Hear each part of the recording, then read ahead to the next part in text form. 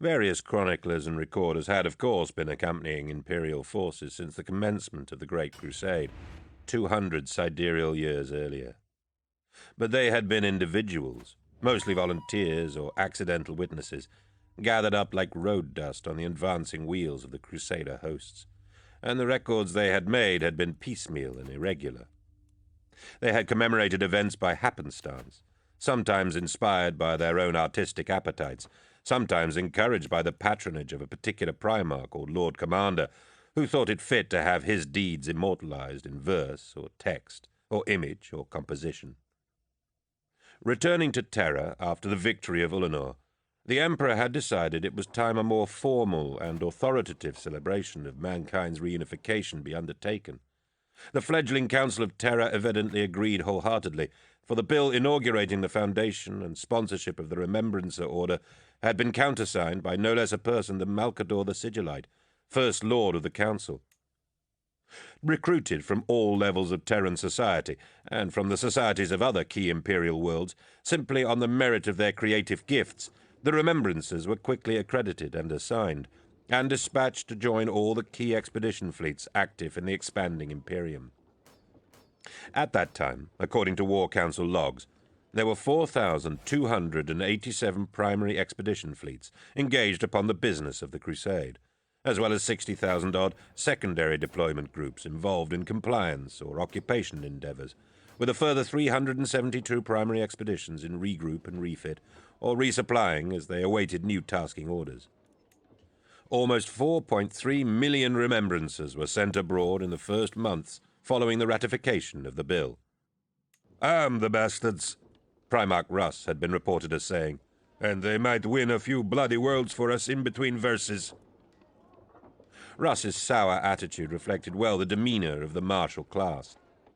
From Primarch down to common army soldier, there was a general unease about the Emperor's decision to quit the Crusade campaign and retire to the solitude of his palace on Terra.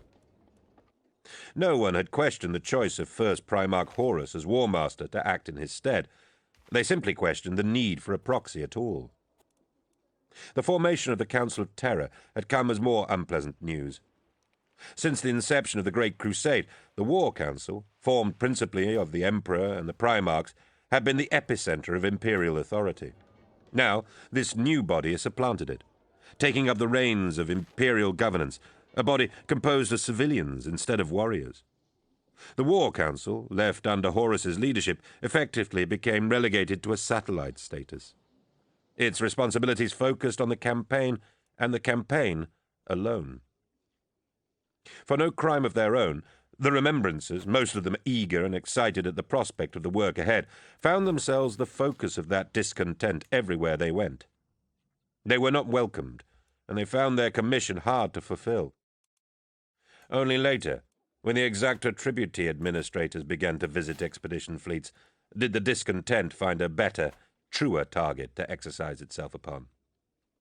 So, 3 months after the Battle of the High City, the Remembrancers arrived to a cold welcome. None of them had known what to expect. Most had never been off-world before. They were virgin and innocent, over-eager and gauche. It didn't take long for them to become hardened and cynical at their reception. When they arrived, the fleet of the 63rd Expedition still encircled the capital world. The process of replevin had begun, as the imperial forces sectioned the Imperium, dismantled its mechanisms, and bestowed its various properties upon the imperial commanders chosen to oversee its dispersal. Aid ships were flocking down from the fleet to the surface, and hosts of the imperial army had been deployed to effect police actions. Central resistance had collapsed almost overnight following the Emperor's death, but fighting continued to spasm amongst some of the western cities, as well as on 3 of the other worlds in the system. Lord Commander Varvarus, an honourable, old-school veteran, was the commander of the army forces attached to the expedition fleet, and not for the first time he found himself organising an effort to pick up the pieces behind an Astartes spear-tip. "A body often twitches as it dies," he remarked philosophically to the master of the fleet. "We're just making sure it's dead." The War Master had agreed to a state funeral for the Emperor. He declared it only right and proper, and sympathetic to the desires of a people they wished to bring to compliance, rather than crush wholesale. Voices were raised in objection, particularly as the ceremonial interment of Hastur Sejanus had only just taken place, along with the formal burials of the battle brothers lost at the High City. Several Legion officers, including Abaddon himself, refused point-blank to allow his forces to attend any funeral rites for the killer of Sejanus. The War Master understood this, but fortunately there were other Astartes among the expedition who could take their place. Primarch Dawn, escorted by 2 companies of his Imperial Fists, the 7th Legion, had been travelling with the 63rd Expedition for 8 months, while Dawn conducted talks with the War Master about future War Council policies. Because the Imperial Fists had taken no part in the annexation of the planet, Rogel Dawn agreed to have his companies stand tribute at the Emperor's funeral. He did this so that the Lunar Wolves would not have to tarnish their honour. Gleaming in their yellow plate, the Imperial Fists silently lined the route of the Emperor's cortege as it wound its way through the battered avenues of the High City to the necropolis. By order of the War Master, bending to the will of the chief captains and, most especially, the Mournival, no remembrances were permitted to attend. Ignace Carcassy wandered into the retiring room and sniffed at a decanter of wine.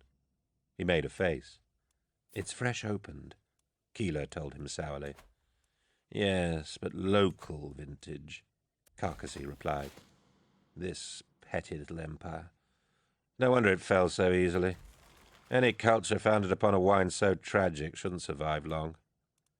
"It lasted 5,000 years, through the limits of Old Night," Keeler said. "I doubt the quality of its wine influenced its survival." Carcassy poured himself a glass, sipped it, and frowned. "All I can say is that Old Night must have seemed much longer here than it actually was." Euphrates Keeler shook her head and turned back to her work, cleaning and refitting a handheld pictor unit of very high quality. "And then there's the matter of sweat," Carcassy said. He sat down on a lounger and put his feet up, settling the glass on his wide chest. He sipped again, grimacing, and rested his head back. Carcassy was a tall man, generously upholstered in flesh. His garments were expensive and well-tailored to suit his bulk. His round face was framed by a shock of black hair. Keeler sighed and looked up from her work. "The what?" "The sweat, dear Euphrates, the sweat. I have been observing the Astartes. Very big, aren't they? I mean to say, very big in every measurement by which one might quantify a man." "They're Astartes, Ignace. What did you expect?" "Not sweat, that's what. Not such a rank, pervasive reek. They are our immortal champions, after all. I expected them to smell rather better. Fragrant, like young gods." "Ignace, I have no clue how you got certified." Carcassy grinned. "Because of the beauty of my lyric, my dear. Because of my mastery of words. Although that might be found wanting here. How may I begin? The Astartes save us from the brink, but oh my life, how they stink, they stink." Carcassy sniggered, pleased with himself. He waited for a response, but Keeler was too occupied with her work. "Damn it," Keeler complained, throwing down her delicate tools. "Servitor, come here." One of the waiting servitors stalked up to her on thin piston legs. She held out her pictor. "This mechanism is jammed. Take it for repair, and fetch me my spare units." "Yes, mistress," the servitor croaked, taking the device. It plodded away. Keeler poured herself a glass of wine from the decanter and went to lean at the rail. Below, on the subdeck, most of the expedition's other remembrances were assembling for luncheon.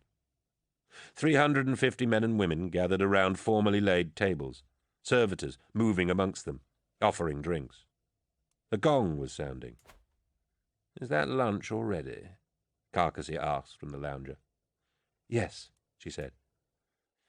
And is it going to be one of the damned iterators hosting again? He queried. Yes, Cinderman yet again. The topic is promulgation of the living truth. Carcassy settled back and tapped his glass. I think I'll take luncheon here, he said. You're a bad man, Ignace, Keeler laughed. But I think I'll join you. Keeler sat down on the chaise facing him and settled back. She was tall, lean-limbed and blonde, her face pale and slender. She wore chunky army boots and fatigue breeches, with a black combat jacket open to show a white vest, like a cadet officer. But the very masculinity of her chosen garb made her feminine beauty all the more apparent. I could write a whole epic about you, Carcassy said, gazing. Keeler snorted. It had become a daily routine for him to make a pass at her. I've told you, I'm not interested in your wretched, pawing approaches. Don't you like men? He asked, tilting his reclined head on one side. Why? You dress like one. So do you. Do you like men? Carcassy made a pained expression and sat back again, fiddling with the glass on his chest. He stared up at the heroic figures painted on the roof of the mezzanine. He had no idea what they were supposed to represent. Some great act of triumph that clearly had involved a great deal of standing on the bodies of the slain, with arms thrust into the sky whilst shouting. Is this how you expected it to be? He asked, quietly. What? When you were selected, he said. When they contacted me, I felt so... So what? So... proud, I suppose. I imagined so much. I thought I would set foot amongst the stars and become a part of mankind's finest moment. I thought I would be uplifted, and thus produce my finest works. And you're not? Keeler asked. The beloved warriors we've been sent here to glorify couldn't be less helpful if they tried. I've had some success, Keeler said. I was down on the assembly deck earlier and captured some fine images. I've put in a request to be allowed transit to the surface. I want to see the war zone firsthand. Good luck. They'll probably deny you. Every request for access I've made has been turned down. They're warriors, Ig. They've been warriors for a long time. They resent the likes of us. We're just passengers, along for the ride, uninvited. You've got your shots, he said. Keelan nodded. They don't seem to mind me. And that's because you dress like a man, he smiled. The hatch slid open and a figure joined them in the quiet mezzanine chamber. Mercedes Ollerton went directly to the table where the decanter sat, poured herself a drink, and knocked it back. Then she stood, silently, gazing out at the drifting stars beyond the barge's vast window ports. What's up with her now? Carcassy ventured. Sadie? Keeler asked, getting to her feet and setting her glass down. What happened? Apparently I just offended someone, Ollerton said quickly, pouring another drink. Offended? Who? Keeler asked. Some haughty space marine bastard called Loken. Bastard! You got time with Loken? Carcassy asked, sitting up rapidly and swinging his feet to the deck. Loken? 10th Company Captain Loken? Yes, Ollerton said. Why?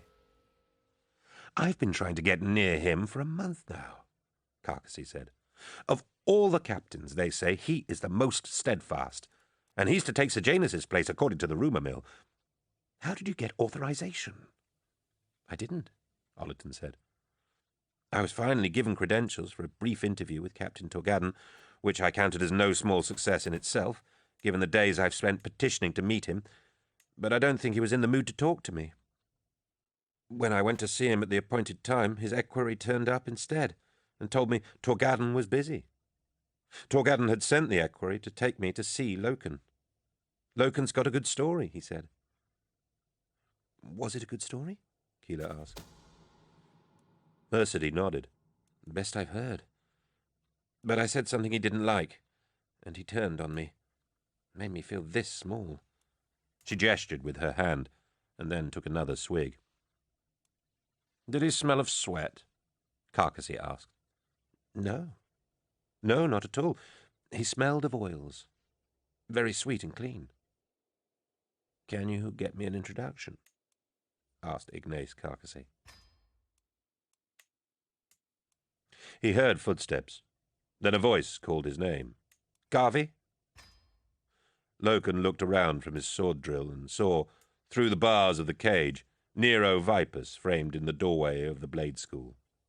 Vipers was dressed in black breeches, boots, and a loose vest, and his truncated arm was very evident. The missing hand had been bagged in sterile jelly, and nanotic serums injected to reform the wrist so it would accept an augmetic implant in a week or so. Loken could still see the scars where Vipers had used his chainsword to amputate his own hand. What? Someone to see you, Vipers said. If it's another damn remembrancer, Loken began. Vipers shook his head. It's not. It's Captain Torgadden. Loken lowered his blade and deactivated the practice cage as Vipers drew aside. The target dummies and armature blades went dead around him, and the upper hemisphere of the cage slid into the roof space as the lower hemisphere retracted into the deck beneath the mat. Tarek Torgadden entered the blade school chamber, dressed in fatigues and a long coat of silver mail. His features were saturnine, his hair black. He grinned at Vipers as the latter slipped out past him. Torgadden's grin was full of perfect white teeth. Thanks, Vipers. How's the hand? Mending, Captain. Fit to be rebonded? That's good, said Torgadden. Wipe your ass with the other one for a while, all right? Carry on. Vipers laughed and disappeared. Torgadden chuckled at his own quip and climbed the short steps to face Loken in the middle of the canvas mat. He paused at a blade rack outside the opened cage, selected a long-handled axe, and drew it out, hacking the air with it as he advanced. Hello, Garviel, he said. You've heard the rumor, I suppose. I've heard all sorts of rumors, sir.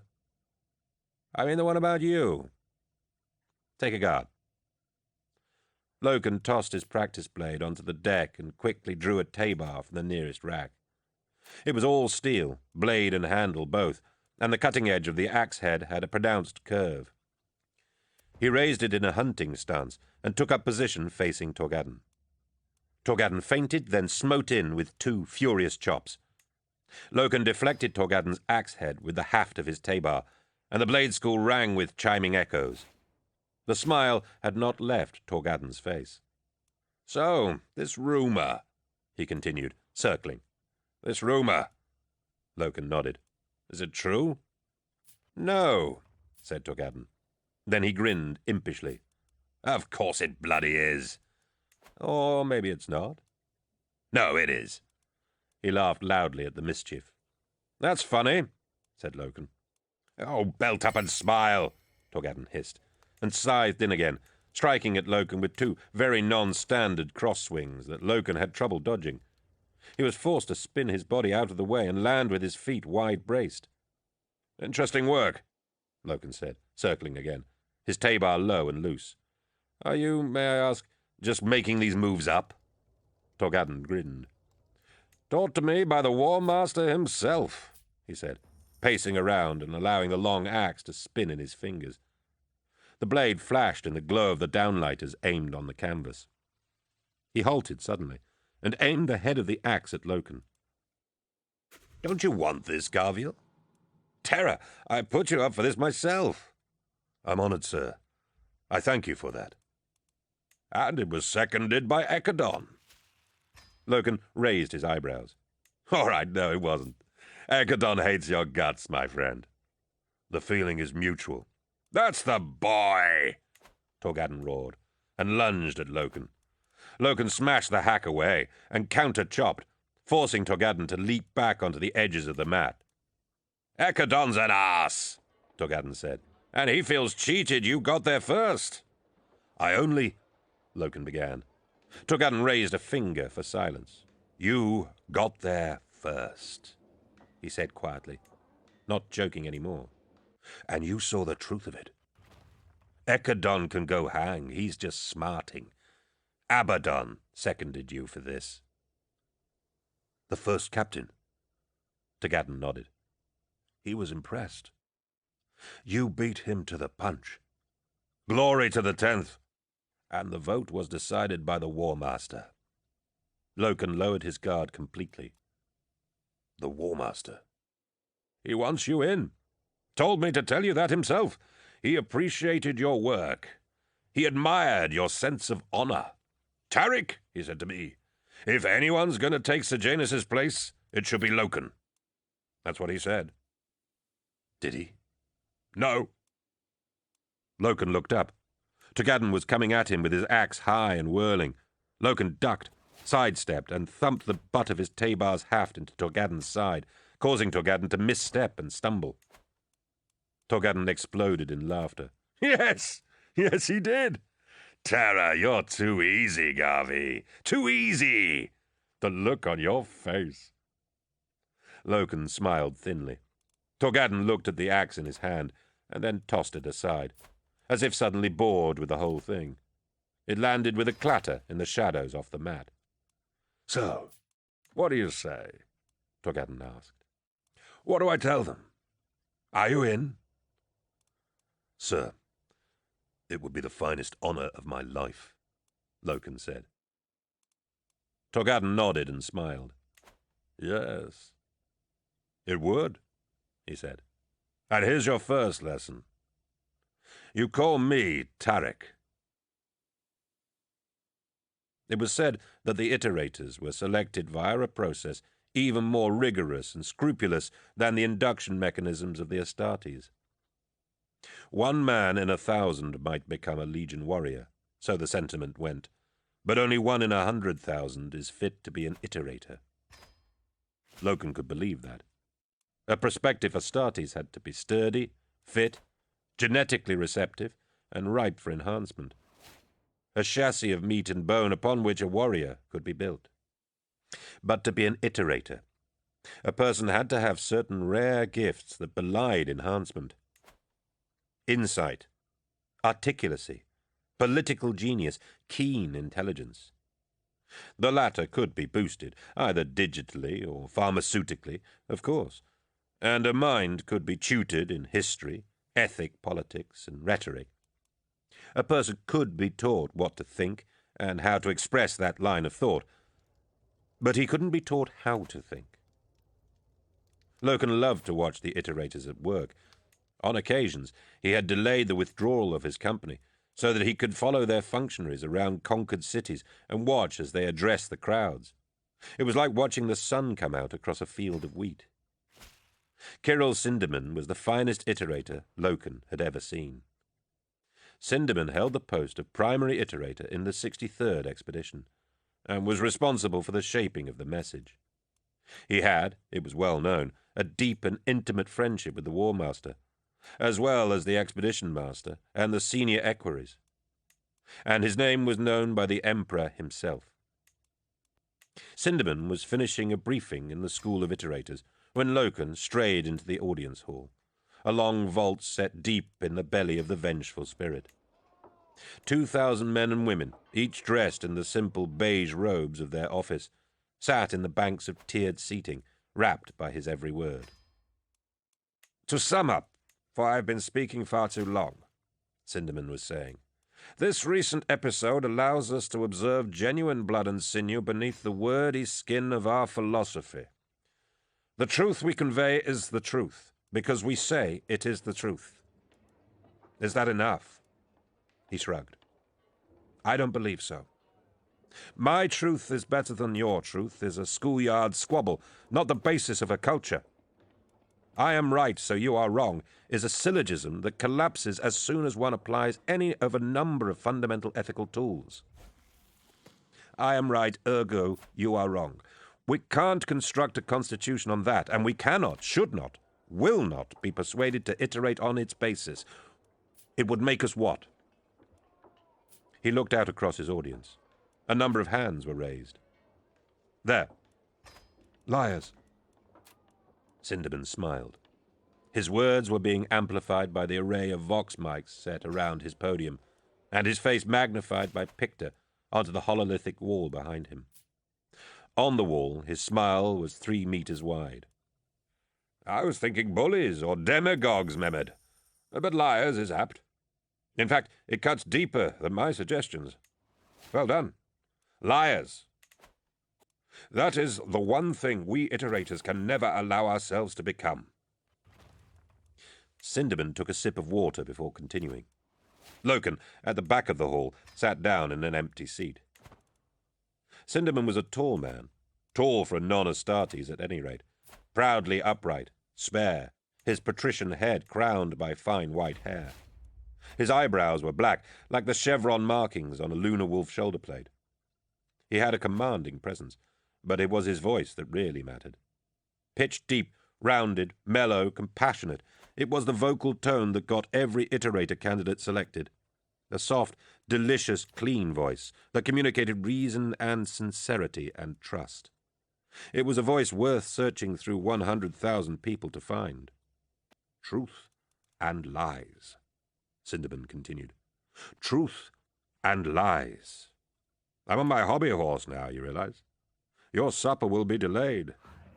A ripple of amusement washed across the hall. Great actions have shaped our society, Sinderman said.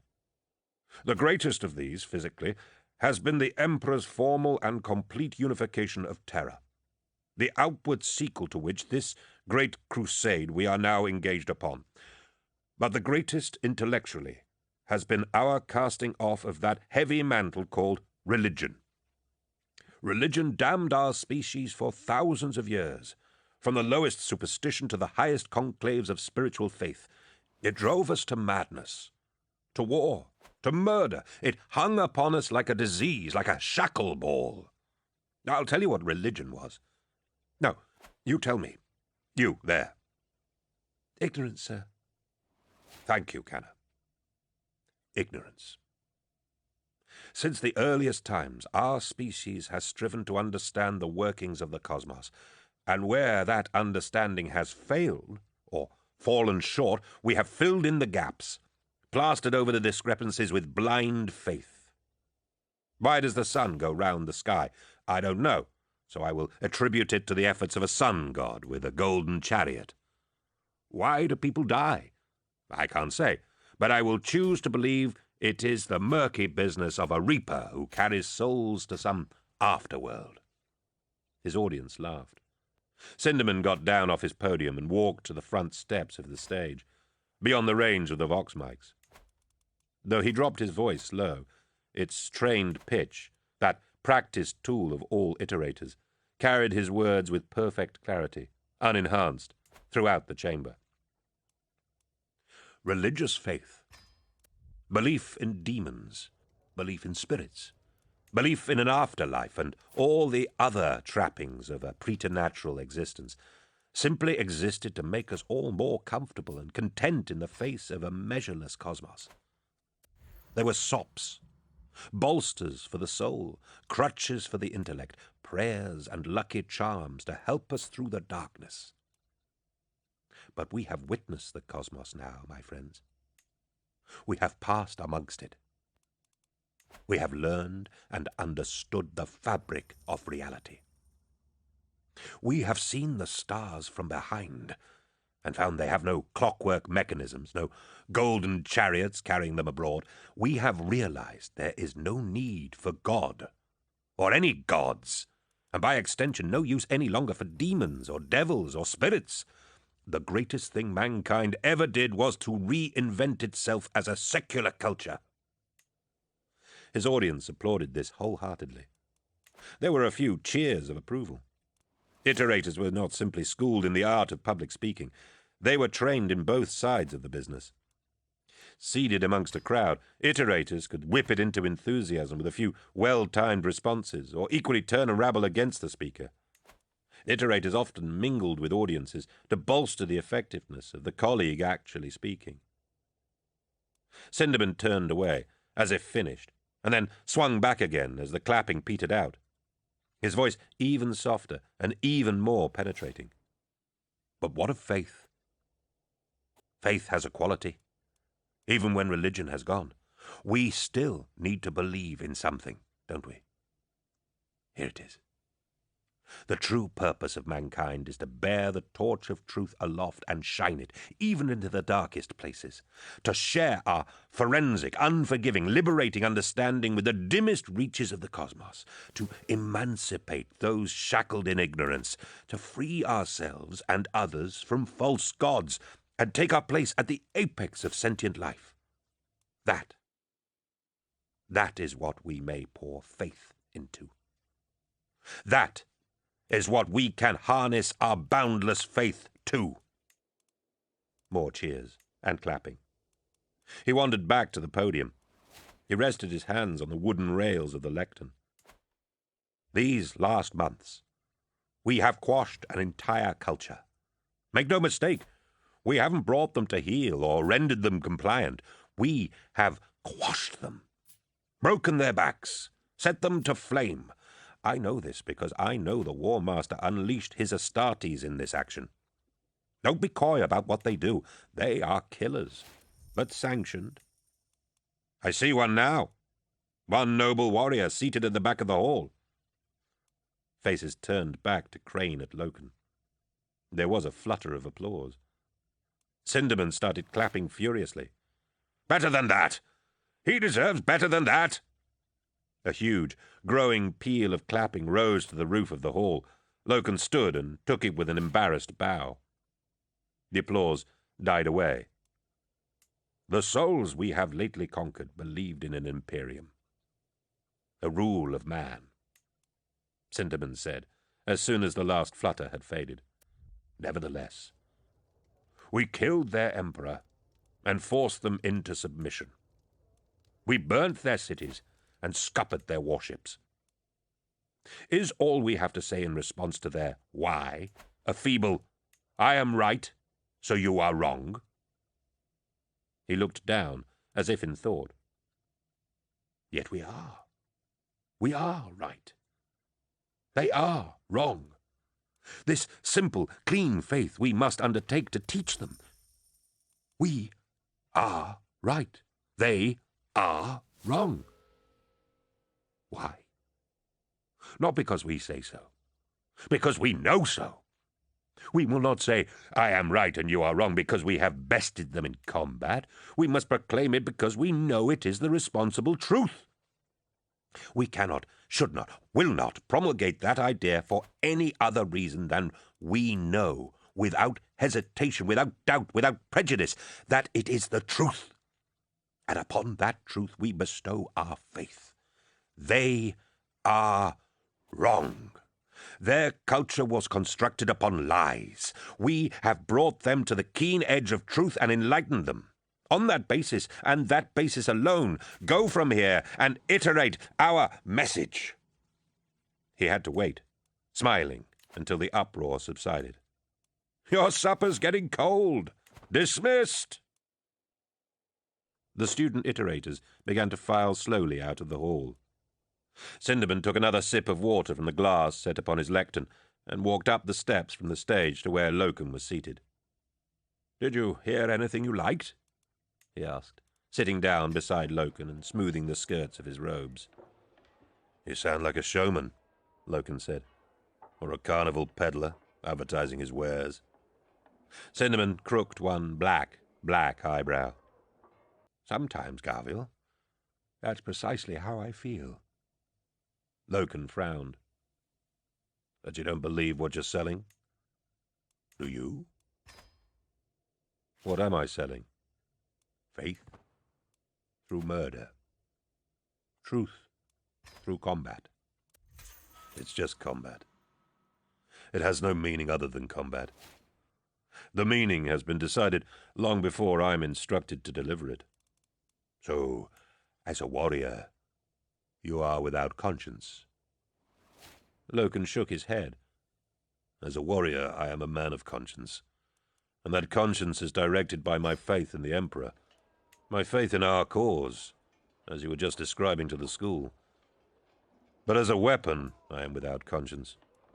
When activated for war, I set aside my personal considerations and simply act.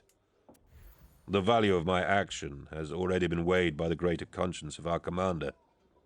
I kill until I am told to stop, and in that period I do not question the killing. To do so would be nonsense and inappropriate. The commander has already made a determination for war, and all he expects of me is to prosecute it to the best of my abilities. A weapon doesn't question who it kills, or why. That isn't the point of weapons. Cinderman smiled. No, it's not. And that's how it should be. I'm curious, though. I didn't think we had a tutorial scheduled for today. Beyond their duties as iterators, senior counselors like Cinderman were expected to conduct programs of education for the Astartes. This had been ordered by the War Master himself. The men of the Legion spent long periods in transit between wars, and the War Master insisted they use the time to develop their minds and expand their knowledge. Even the mightiest warriors should be schooled in areas beyond warfare, he had ordained. There will come a time when war is over, and fighting done, and my warriors should prepare themselves for a life of peace. They must know of other things besides martial matters, or else find themselves obsolete. There's no tutorial scheduled, Loken said, but I wanted to talk with you informally. Indeed? What's on your mind? A troubling thing. You have been asked to join the Mournival, Cinderman said. Loken blinked. How did you know? Does everyone know? Cinderman grinned. Sir Janus is gone, bless his bones. The Mournival lacks. Are you surprised they came to you? I am. I'm not. You chase Abaddon and Cedere with your glories, Loken. The War Master has his eye on you. So does Dawn. Primarch Dawn, are you sure? I have been told he admires your phlegmatic humor, Garviel. That's something, coming from a person like him. I'm flattered. You should be. Now what's the problem? Am I fit? Should I agree? Cinderman laughed. Have faith, he said. There's something else, Loken said. Go on. A remembrancer came to me today. Annoyed me deeply, to be truthful. But there was something she said. She said, could we not have just left them alone? Who? These people. This Emperor. Garviel, you know the answer to that. When I was in the tower, facing that man, Cinderman frowned. The one who pretended to be the Emperor. Yes. He said much the same thing. Cartes, from his quantifications, teaches us that the galaxy is a broad space, and that much I have seen. If we encounter a person, a society in this cosmos that disagrees with us, but is sound of itself, what right do we have to destroy it? I mean, could we not just leave them be and ignore them? The galaxy is, after all, such a broad space.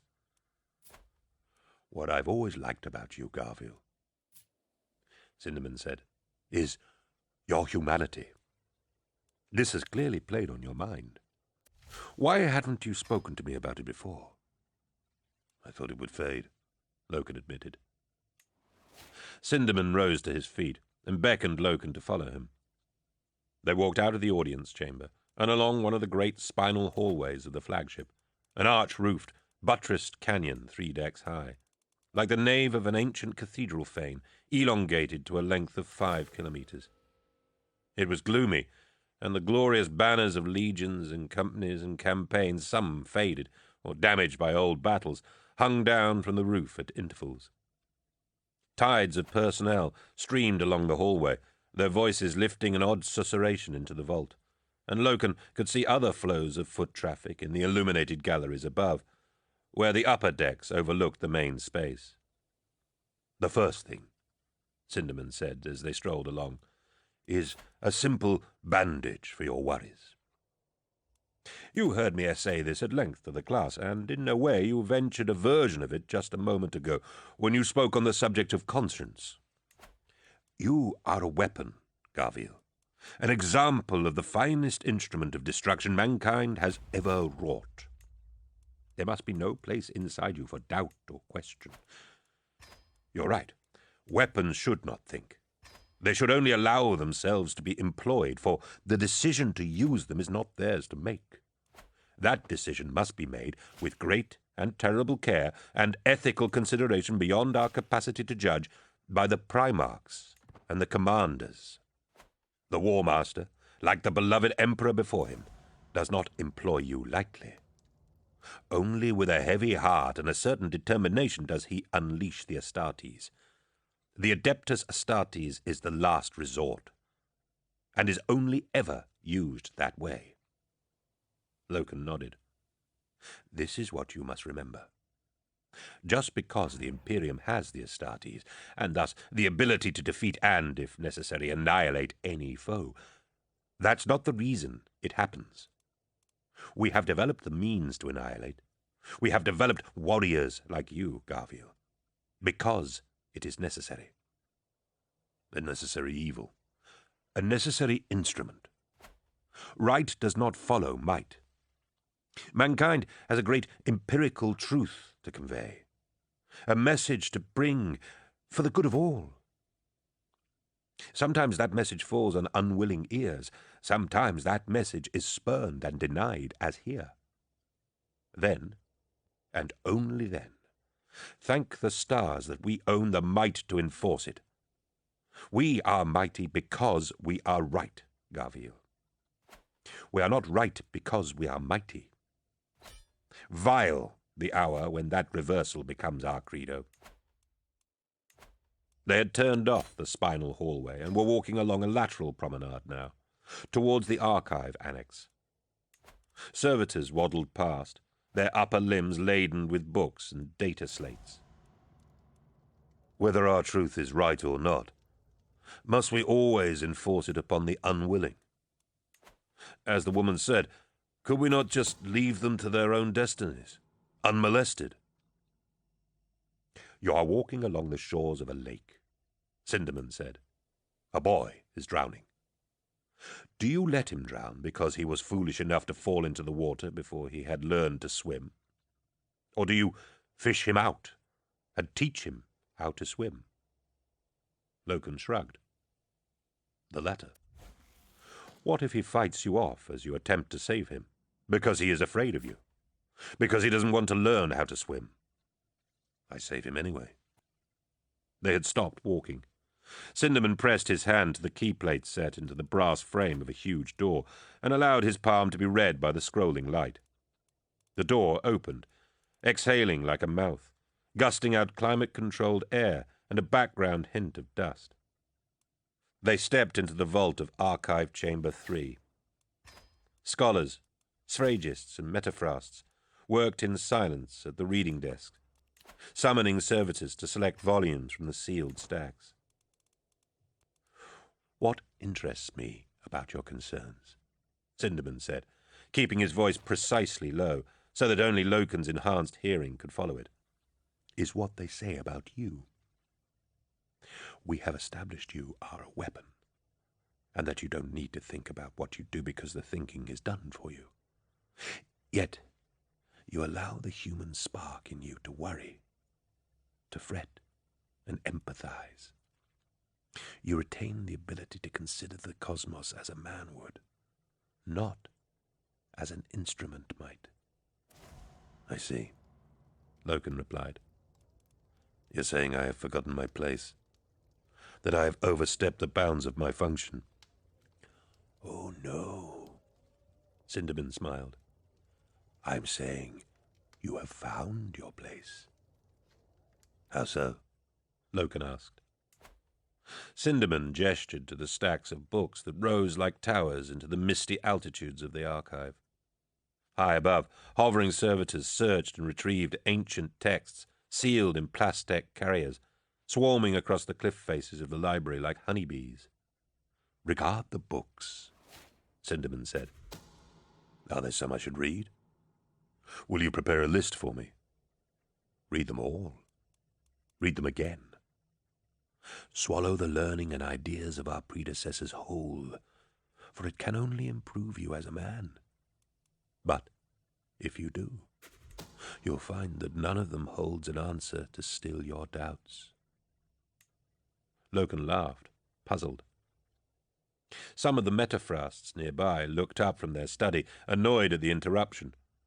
They quickly looked down again when they saw the noise had issued from an Astartes. What is the Mournival, Garfield? Sinderman whispered. You know very well. Humour me. Is it an official body? An organ of governance, formally ratified, a legio rank? Of course not. It is an informal honour. It has no official weight. Since the earliest era of our legion there has been a Mournival. 4 captains, those regarded by their peers to be... He paused. The best? Sinderman asked. My modesty is ashamed to use that word. The most appropriate. At any time, the Legion, in an unofficial manner, quite separate from the chain of command, composes a Mournival, a confraternity of 4 captains, preferably ones of markedly different aspects and humours, who act as the soul of the Legion. And their job is to watch over the moral health of the Legion, isn't that so? To guide and shape its philosophy. And, most important of all, to stand beside the commander and be the voices he listens to before any others. To be the comrades and friends he can turn to privately and talk out his concerns and troubles with freely, before they ever become matters of state or council. That is what the Mournival is supposed to do, Loken agreed. Then it occurs to me, Gaviel, that only a weapon which questions its use could be of any value in that role. To be a member of the Mournival, you need to have concerns, you need to have wit, and most certainly you need to have doubts. Do you know what a naysmith is? No. In early Terran history, during the dominance of the Sumatrian dynasts, naysmiths were employed by the ruling classes. Their job was to disagree, to question everything, to consider any argument or policy and find fault with it, or articulate the counterposition. They were highly valued. You want me to become a naysmith? Loken asked. Sinderman shook his head. I want you to be you, Gaviel. The Mournival needs your common sense and clarity. Sejanus was always the voice of reason, the measured balance between Abaddon's choler and Aximan's melancholic disdain. The balance is gone, and the War Master needs that balance now more than ever. You came to me this morning because you wanted my blessing. You wanted to know if you should accept the honor. By your own admission, Gaviel, by the merit of your own doubts, you have answered your own question. 4. She had asked what the planet was called, and the crew of the shuttle had answered her Terra, which was hardly useful. Mercedes Olaton had spent the first 28 years of her 29-year life on Terra, and this wasn't it. The iterator sent to accompany her was of little better use. A modest, olive-skinned man in his late teens, the iterator's name was Mehmed, and he was possessed of a fearsome intellect and precocious genius. But the violent suborbital passage of the shuttle disagreed with his constitution, and he spent most of the trip unable to answer her questions because he was too occupied retching into a plastic bag. The shuttle set down on a stretch of formal lawns between rows of spade and pollarded trees, 8 kilometers west of the high city. It was early evening, and stars already glimmered in the violet smudge at the sky's edges.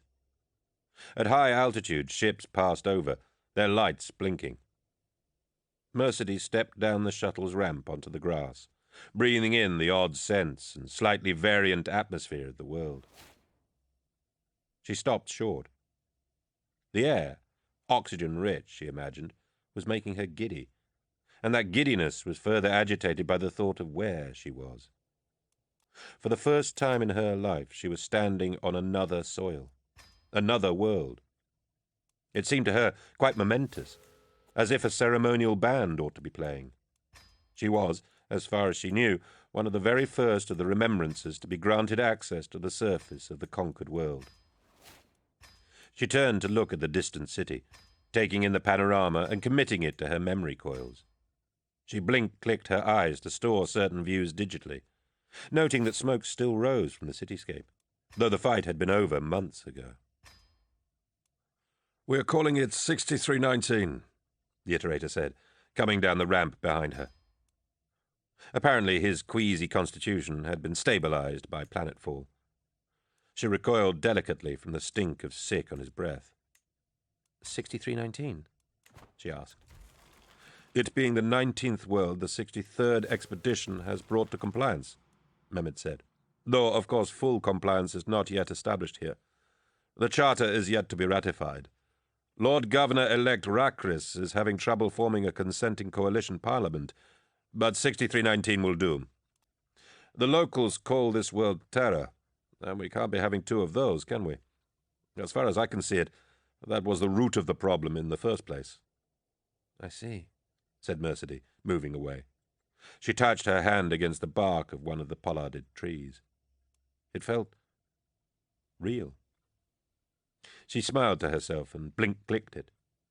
Already the basis of her account, with visual keys, was formulating in her enhanced mind. A personal angle, that's what she'd take. She'd use the novelty and unfamiliarity of her first planetfall as a theme around which her remembrance would hang. "It's a beautiful evening," the iterator announced, coming to stand beside her. He'd left his sloshing bags of vomit at the foot of the ramp, as if he expected someone to dispose of them for him. The 4 army troopers delegated to her protection certainly weren't about to do it. Perspiring in their heavy velvet overcoats and shakos, their rifles slung over their shoulders, they closed up around her. "Mistress Ollerton," the officer said. "He's waiting." Mercedes nodded and followed them. Her heart was beating hard. This was going to be quite an occasion. A week before, her friend and fellow remembrancer, Euphrates Keeler, who had emphatically achieved more than any of the remembrancers so far, had been on hand in the eastern city of Kents, observing Crusader operations, when Malagast had been found alive. The War Master's equerry, believed lost when the ships of his embassy had been burned out of orbit, had survived, escaping via drop pod. Badly injured, he had been nursed and protected by the family of a farmer in the territories outside Kents. Keeler had been right there by chance, to pict record the equerry's recovery from the farmstead. It had been a coup.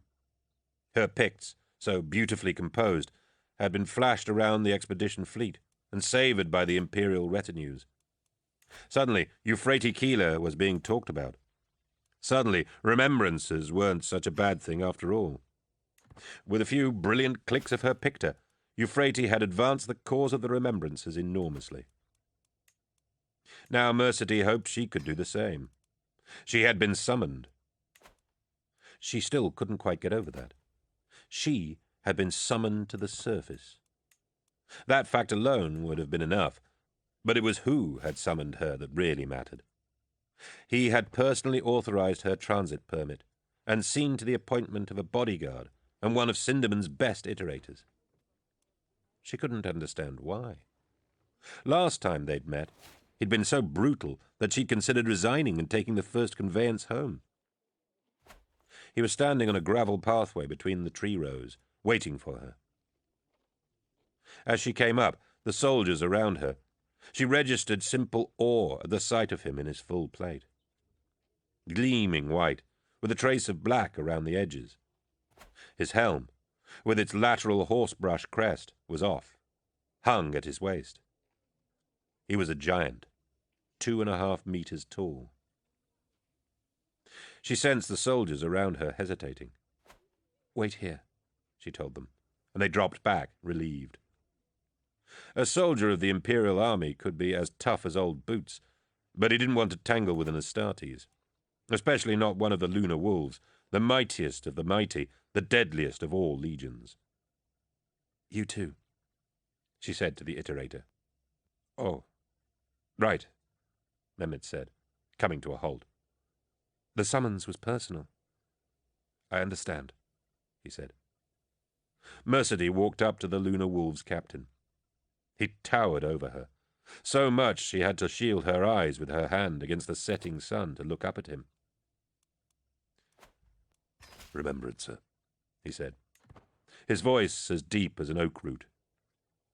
"Captain, before we start, I'd like to apologize for any offense I may have caused the last time we—" "If I'd taken offense, mistress, would I have summoned you here?" "I suppose not." "You suppose right. You raised my hackles with your questions last time, but I admit I was too hard on you." "I spoke with unnecessary temerity." "It was that temerity that caused me to think of you," Loken replied. "I can't explain further. I won't. But you should know that it was your very speaking out of turn that brought me here. Which is why I decided to have you brought here too. If that's what remembrances do, you've done your job well." Mercedy wasn't sure what to say. She lowered her hand. The last rays of sunlight were in her eyes. Do you want me to witness something? To remember something?" "No," he replied curtly. "What happens now happens privately, but I wanted you to know that in part it is because of you. When I return, if I feel it is appropriate, I will convey certain recollections to you, if that is acceptable." "I'm honored, Captain. I will await your pleasure." Loken nodded. "Should I come with?" Mehmed began. "No," said the Lunar Wolf. "Right," Mehmed said quickly, backing off. He went away to study a tree bole. "You asked me the right questions, and so showed me I was asking the right questions too," Loken told Mercedy. "Did I? Did you answer them?" "No," he replied. "Wait here, please," he said, and walked away towards a box hedge trimmed by the finest topiarists into a thick, green bastion wall. He vanished from sight under a leafy arch. Mercedy turned to the waiting soldiers. "Know any games?" she asked. They shrugged. She plucked a deck of cards from her coat pocket. "I've got one to show you," she grinned, and sat down on the grass to deal. The soldiers put down their rifles and grouped around her in the lengthening blue shadows. "Soldiers love cards," Ignace Carcassy had said to her before she left the flagship, right before he'd grinned and handed her the deck. Beyond the high hedge, an ornamental water garden lay in shadowy ruin. The height of the hedge and the neighbouring trees, just now becoming spiky black shapes against the rose sky, screened out what was left of the direct sunlight. The gloom upon the gardens was almost misty. The garden had once been composed of rectangular Auslite slabs, laid like giant flagstones, surrounding a series of square, shallow basins, where lilies and bright waterflowers had flourished in pebbly sinks, fed by some spring or water source. Frail ghost ferns and weeping trees had edged the pools. During the assault of the high city, shells or airborne munitions had bracketed the area, felling many of the plants and shattering a great number of the blocks. Many of the Auslite slabs had been dislodged, and several of the pools greatly increased in breadth and depth by the addition of deep, gouging craters. But the hidden spring had continued to feed the place, filling the shell holes and pouring overflow between dislodged stones. The whole garden was a shimmering flat pool in the gloom, out of which tangled branches, broken root balls, and asymmetric shards of rock stuck up in miniature archipelagos. Some of the intact blocks, slabs 2 meters long and half a meter thick, had been rearranged, and not randomly by the blasts. They had been levered out to form a walkway into the pool area, a stone jetty sunk almost flush with the water's surface. Loken stepped out onto the causeway and began to follow it. The air smelled damp, and he could hear the clack of amphibians and the hiss of evening flies. Waterflowers, their fragile colours almost lost in the closing darkness, drifted on the still water either side of his path. Loken felt no fear. He was not built to feel it, but he registered a trepidation, an anticipation that made his heart beat. He was, he knew, about to pass a threshold in his life, and he held faith that what lay beyond that threshold would be provident. It also felt right that he was about to take a profound step forward in his career. His world, his life, had changed greatly of late, with the rise of the War Master and the consequent alteration of the Crusade, and it was only proper that he changed with it. A new phase, a new time. He paused and looked up at the stars that were beginning to light in the purpling sky. A new time, and a glorious new time at that. Like him, mankind was on a threshold, about to step forward into greatness. He had gone deep into the ragged sprawl of the water garden, far beyond the lamps of the landing zone behind the hedge, far beyond the lights of the city. The sun had vanished. Blue shadows surrounded him. The causeway path came to an end. Water gleamed beyond. Ahead, across 30 meters of still pond, a little bank of weeping trees rose up like an atoll, silhouetted against the sky. He wondered if he should wait. Then he saw a flicker of light amongst the trees across the water, a flutter of yellow flame that went as quickly as it came. Loken stepped off the causeway into the water. It was shin-deep. Ripples, hard black circles, radiated out across the reflective pool. He began to wade out towards the islet, hoping that his feet wouldn't suddenly encounter some unexpected depth of submerged crater, and so lend comedy to this solemn moment. He reached the bank of trees and stood in the shallows, gazing up into the tangled blackness. "Give us your name," a voice called out of the darkness. It spoke the words in Chthonic, his home tongue, the battle argot of the lunar wolves. "Garviel Loken is my name to give. And what is your honor?" "I am captain of the 10th Company of the 16th Legio Astartes." "And who is your sworn master?" "The War Master and the Emperor, both." Silence followed, interrupted only by the splash of frogs and the noise of insects in the waterlogged thickets. The voice spoke again. 2 words. "Illuminate him." There was a brief metallic scrape as the slot of a lantern was pulled open, and yellow flame light shone out across him. 3 figures stood on the tree-lined bank above him, one holding the lantern up. Aximand, Torgadon lifting the lantern, Abaddon. Like him, they wore their warrior armor, the dancing light catching bright off the curves of the plate. All were bare-headed, their crested helmets hung at their waists. "Do you vouch that this soul is all he claims to be?" Abaddon asked. It seemed a strange question, as all 3 of them knew him well enough. Loken understood it was part of the ceremony. "I so vouch," Torgadon said. "Increase the light." Abaddon and Aximand stepped away, and began to open the slots of a dozen other lanterns hanging from the surrounding boughs. When they had finished, a golden light suffused them all. Torgadon set his own lamp on the ground. The trio stepped forward into the water to face Loken.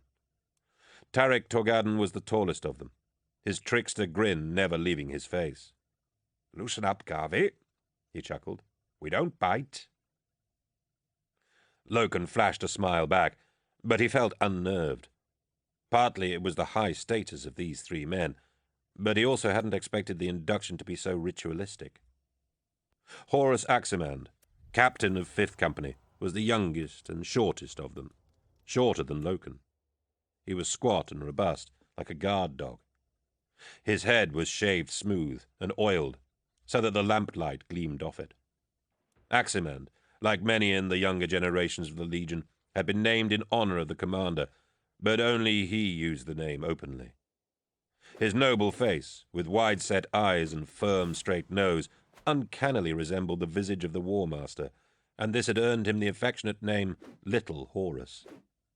Little Horus Aximand, the devil dog in war, the master strategist. He nodded greeting to Loken. Ezekiel Abaddon, 1st Captain of the Legion, was a towering brute.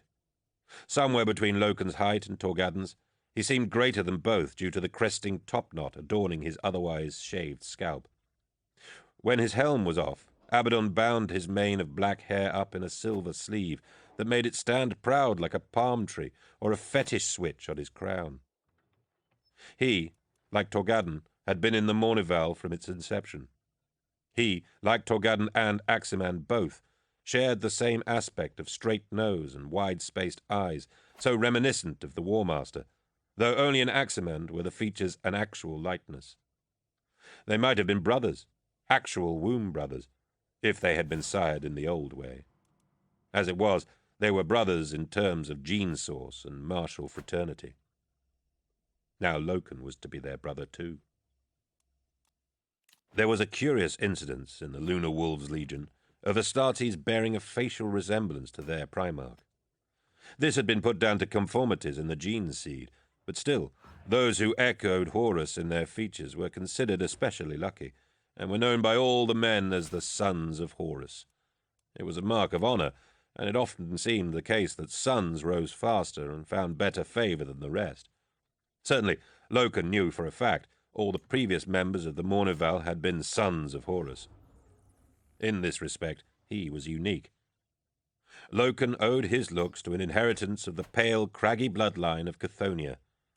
He was the first non-son to be elected to this elite inner circle. Though he knew it couldn't be the case, he felt as if he had achieved this eminence through simple merit, rather than the atavistic whim of physiognomy. "This is a simple act," Abaddon said, regarding Loken. "You have been vouched for here, and proposed by great men before that. Our Lord and the Lord Dawn have both put your name forward." "As have you, sir, so I understand," Loken said. Abaddon smiled. "Few match you in soldiering, Garviel. I've had my eye on you, and you proved my interest when you took the palace ahead of me." "Luck."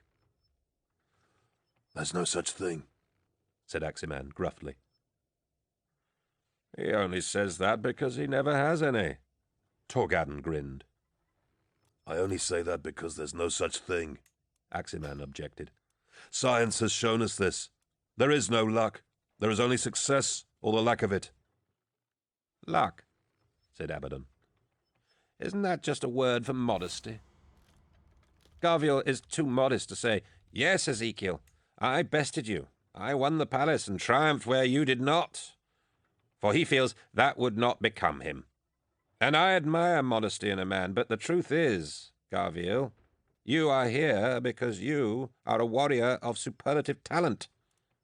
We welcome you." "Thank you, sir," Loken said. "A first lesson, then," Abaddon said. "In the Mournival, we are equals. There is no rank. Before the men, you may refer to me as Sir or First Captain, but between us, there is no ceremony. I am Ezekiel." "Horus," said Aximand. "Tarek," said Torgadon. "I understand," Loken answered. "Ezekiel?" "The rules of our confraternity are simple," Aximand said, "and we will get to them. But there is no structure to the duties expected of you. You should prepare yourself to spend more time with the command staff and function at the War Master's side. Have you a proxy in mind to oversee the 10th in your absence? Yes, Horus, Loken said. Vipers? Torgadden smiled. I would, Loken said. But the honor should be Jubal's. Seniority and rank. Aximan shook his head. Second lesson. Go with your heart. If you trust Vipers, make it Vipers. Never compromise. Jubal's a big boy. He'll get over it. There will be other duties and obligations, special duties, Abaddon said. Escorts, ceremonies, embassies, planning meetings. Are you sanguine about that? Your life will change. I am sanguine, Loken nodded. Then we should mark you in, Abaddon said. He stepped past Loken and waded forward into the shallow lake, away from the light of the lamps. Aximan followed him. Torgadden touched Loken on the arm and ushered him along as well. They strode out into the black water and formed a ring. Abaddon bade them stand stock still until the water ceased to lap and ripple. It became mirror smooth. The bright reflection of the rising moon wavered on the water between them. The one fixture that has always witnessed an induction, Abaddon said. The moon. Symbolic of our legion name. No one has ever entered the Mournival except by the light of a moon. Loken nodded. This seems a poor, false one, Aximan muttered, looking up at the sky. But it will do. The image of the moon must also always be reflected. In the first days of the Mournival, close on 200 years ago, it was favoured to have the chosen moon's image captured in a scrying dish or polished mirror. We make do now. Water suffices. Loken nodded again. His feeling of being unnerved had returned, sharp and unwelcome. This was a ritual, and it smacked dangerously of the practices of corpse whisperers and spiritualists. The entire process seemed shot through with superstition and arcane worship, the sort of spiritual unreason Sindaman had taught him to rail against. He felt he had to say something before it was too late. I am a man of faith, he said softly, and that faith is the truth of the Imperium. I will not bow to any feign or acknowledge any spirit.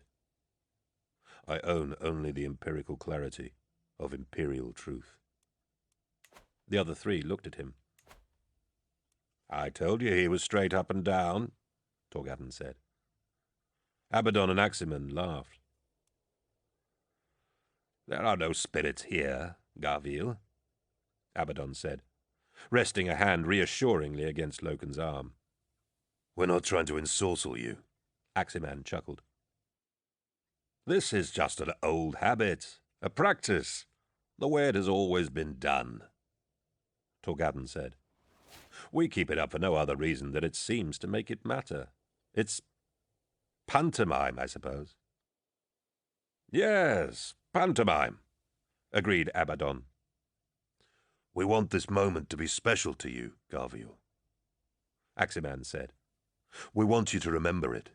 We believe it's important to mark an induction with a sense of ceremony and occasion, so we use the old ways. Perhaps that's just theatrical of us, but we find it reassuring. I understand, Loken said. Do you? Abaddon asked. You're going to make a pledge to us. An oath as firm as any oath of moment you have ever undertaken. Man to man. Cold and clear, and very, very secular. An oath of brothership, not some occult pact. We stand together in the light of a moon, and swear a bond that only death will break. I understand, Loken repeated. He felt foolish. I want to take the oath. Abaddon nodded. Let's mark you, then. Say the names of the others. Torgadden bowed his head and recited 9 names. Since the foundation of the Mournival, only 12 men had held the unofficial rank, and 3 of those were present. Loken would be the 13th. Kishan, Minos, Barabbadon, Letus, Cyricul, Deridadon, Caradon, Janipur, Sejanus. Lost in glory, Aximand and Abaddon said as one voice. Mourned by the Mournival. Only in death does duty end. A bond that only death will break. Loken thought about Abaddon's words. Death was the single expectation of each and every Astartes. Violent death. It was not an if, it was a when. In the service of the Imperium, each of them would eventually sacrifice his life. They were phlegmatic about it. It would happen. It was that simple. One day, tomorrow, next year, it would happen. There was an irony, of course. To all intents and purposes, and by every measurement known to the gene scientists and gerontologists, the Astartes, like the Primarchs, were immortals. Age would not wither them, nor bring them down. They would live forever. 5,000 years, 10,000, beyond even that into some unimaginable millennium. Except for the scythe of war. Immortal, but not invulnerable. Yes, they might live forever, but they would never get the chance. Immortality was a byproduct of their Astartes strengths, but those strengths had been gene-built for combat. They had been born immortal only to die in war. That was the way of it. Brief, bright lives. Like Hastur Sejanus, the warrior Loken was replacing. Only the beloved emperor who had left the warring behind would truly live forever. Loken tried to imagine the future, but the image would not form. Death would wipe them all from history. Not even the great first captain Ezekiel Abaddon would survive forever. There would be a time when Abaddon no longer waged bloody war across the territories of humanity. Loken sighed. That would be a sad day indeed. Men would cry out for Abaddon's return, but he would never come. He tried to picture the manner of his own death. Fabled, imaginary combats flashed through his mind. He imagined himself at the Emperor's side, fighting some great last stand against an unknown foe. Primarch Horus would be there, of course. He had to be. It wouldn't be the same without him. Loken would battle and die, and perhaps even Horus would die, to save the Emperor at the last. Glory. Glory like he'd never known.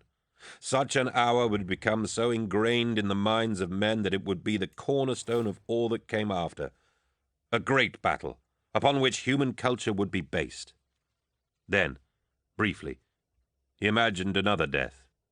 Alone, far away from his comrades and his legion, dying from cruel wounds on some nameless rock, his passing as memorable as smoke. Loken swallowed hard. Either way, his service was to the Emperor, and his service would be true to the end. The names are said, Abaddon intoned, and of them we hail Sejanus, latest to fall. Hail Sejanus! Torgadon and Aximand cried. Gavil Loken, Abaddon said, looking at Loken. We ask you to take Sejanus's place. How say you? I will do this thing gladly. Will you swear an oath to uphold the confraternity of the Mournival? I will, said Loken. Will you accept our brothership and give it back as a brother? I will. Will you be true to the Mournival to the end of your life? I will. Will you serve the Lunar Wolves for as long as they bear that proud name? I will. Do you pledge to the commander, who is Primarch over us all? Asked Aximand. I so pledge. And to the Emperor above all Primarchs everlasting? I so pledge. Do you swear to uphold the truth of the Imperium of mankind, no matter what evil may assail it? Torgadon asked. I swear, said Loken. Do you swear to stand firm against all enemies, alien and domestic? This I swear. And in war, kill for the living and kill for the dead? Kill for the living, kill for the dead. Abaddon and Aximand echoed. I swear. As the moon lights us, Abaddon said, will you be a true brother to your brother Astartes? I will. No matter the cost. No matter the cost. Your oath is taken, Garviel. Welcome into the Mournival. Tarik, illuminate us. Torgadden pulled a vapor flare from his belt and fired it off into the night sky. It burst in a bright umbrella of light, white and harsh. As the sparks of it rained slowly down onto the waters, the four warriors hugged and whooped, clasping hands and slapping backs. Torgadden, Aximand, and Abaddon took turns to embrace Loken. "You're one of us now," Torgadden whispered as he drew Loken close. "I am," said Loken. Later, on the islet, by the light of the lanterns, they branded Loken's helm above the right eye with the crescent mark of the new moon. This was his badge of office. Aximand's helm bore the brand of the half-moon, Torgadden's the gibbous, and Abaddon's the full. The four-stage cycle of a moon was shared between their war gear. So, the Mournival was denoted. They sat on the islet, talking and joking, until the sun rose again. They were playing cards on the lawn by the light of chemical lanterns. The simple game Mercedy had proposed had long been eclipsed by a punitive betting game suggested by one of the soldiers. Then the iterator, Mehmed, had joined them and taken great pains to teach them an old version of cups. Mehmed shuffled and dealt the cards with marvellous dexterity. One of the soldiers whistled mockingly. "A real card hand we have here," the officer remarked. "This is an old game," Mehmed said, "which I'm sure you will enjoy. It dates back a long way, its origins lost in the very beginnings of Old Night. I have researched it, and I understand it was popular amongst the peoples of ancient America, and also the tribes of the Frank." He let them play a few dummy hands until they had the way of it, but Mercedy found it hard to remember what spread one over what. In the seventh turn, believing she had the game's measure at last, she discarded a hand which she believed inferior to the cards Mehmet was holding. "No, no," he smiled. "You win." "But you have four of a kind again." He laid out her cards. "Even so, you see." She shook her head. "It's all too confusing." "The suits correspond," he said, as if beginning a lecture, "to the layers of society back then. Swords stand for the warrior aristocracy, cups or chalices for the ancient priesthood, diamonds or coins for the merchant classes, and baton clubs for the worker caste." Some of the soldiers grumbled. "Stop iterating to us," Mercedy said. "Sorry," Mehmet grinned. "Anyway, you win. I have four alike, but you have ace, monarch, empress, and knave. A Mournival." "What did you just say?" Mercedy Ollerton asked, sitting up. "Mournival," Mehmed replied, reshuffling the old square-cut cards. "It's the old Frank word for the four royal cards. A winning hand." Behind them, away beyond a high wall of hedge, invisible in the still night, a flare suddenly banged off and lit the sky white. "A winning hand," Mercedy murmured. Coincidence, and something she privately believed in, called fate, had just opened the future up to her. It looked very inviting indeed. 5.